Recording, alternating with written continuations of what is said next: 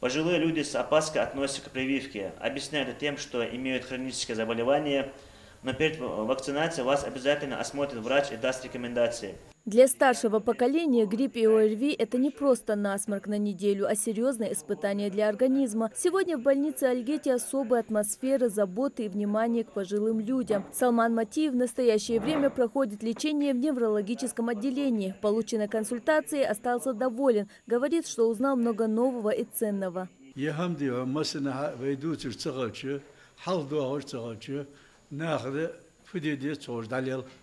هنزمواش حال داقرو حيغرو سوديو سقناق وق فديديز مالديز شداد مشاهديز حنات بابيز فد مال الدكات خو جريب تي أنوخ تسوالش سرازم دعوة لازر بالين وقوا ديك خقوا.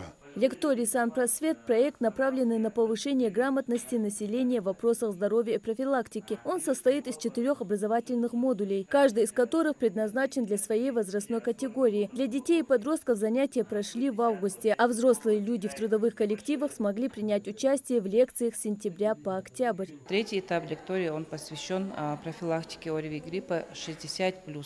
Собравшиеся не просто получили информацию, они приняли решение действовать, защитить себя. Зейнаб Илиева уже 5-й день находится в больнице. Она признается, что и сама, и многие из ее окружения часто не воспринимают эту болезнь всерьез. Однако сегодня поняла, что множество недугов берут начало именно с простого гриппа и ОРВИ.